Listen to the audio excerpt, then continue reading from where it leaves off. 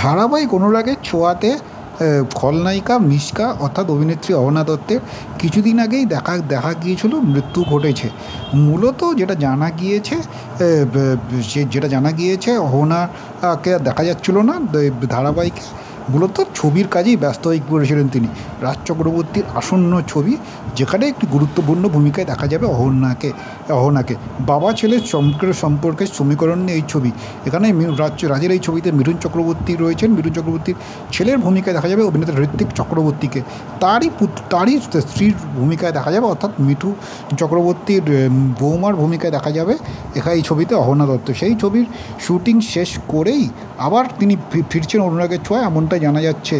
মূলত সম্প্রতি সামাজিক মাধ্যমে একটি পোস্ট করেছেন তিনি। মাথায় সাদা টুপি, মূলত চোখে সানগ্লাস এবং পুরুষ্ট গোঁফ। আর এ বিষয়ে তার সঙ্গে যোগাযোগ করা হচ্ছে। চশমা, নাকের নিচে পুরুষ্ট গোঁফ। তার সাজ, এরকম সাজ কেন? এই প্রশ্ন নিয়ে সংবাদ মাধ্যমের তরফে তার সঙ্গে যোগাযোগ করা হয়েছিল। অহনা পাল্টা উত্তর দিয়েছিলেন, মিশকা নেই তো কী হয়েছে, টিস্কা আসছে, ছদ্মবেশটা তার জন্যই।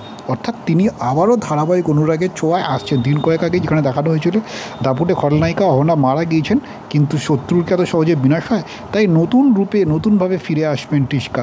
আর তিনি কি আবারও দুষ্টুমি করবেন? এই উত্তরে অহনা জানিয়েছেন যে দুষ্টুমি করবে কিনা তিনি, এই টিস্কা চরিত্রটি সেটা ক্রমশ প্রকাশ্য। তবে টিস্কা কিন্তু মিশকার চেয়ে পুরোপুরি উল্টো।